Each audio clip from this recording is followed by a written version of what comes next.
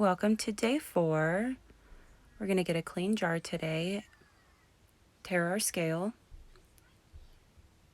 and there is our starter from yesterday. It is mighty stinky today. Smells rough, but that's right. For day 4, we're going to start 2-a-day feeds, and that will start getting the scent switched up a bit.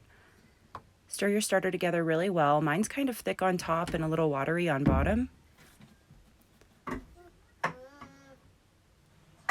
Pour some of that into your new jar. It doesn't have to be perfect. Looks like we're gonna do 24 grams of starter, 25 grams of starter.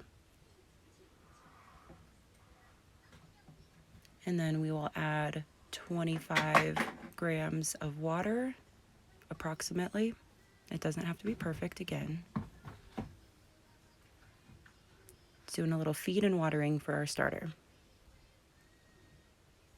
All right, and then 25 grams of our flour mix. Mine is all-purpose and wheat mixed together in a 70% all-purpose and 30% wheat mix. And this is the same one from day 1.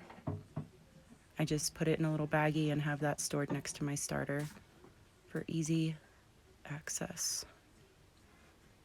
All right, 28 grams, we can deal with that.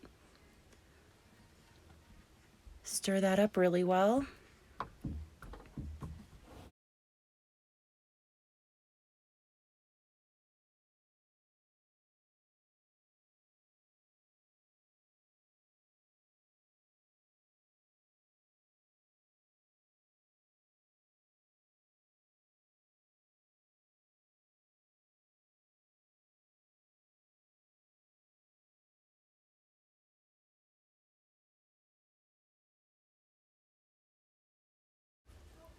Wet your finger before you touch the starter so it doesn't stick to you.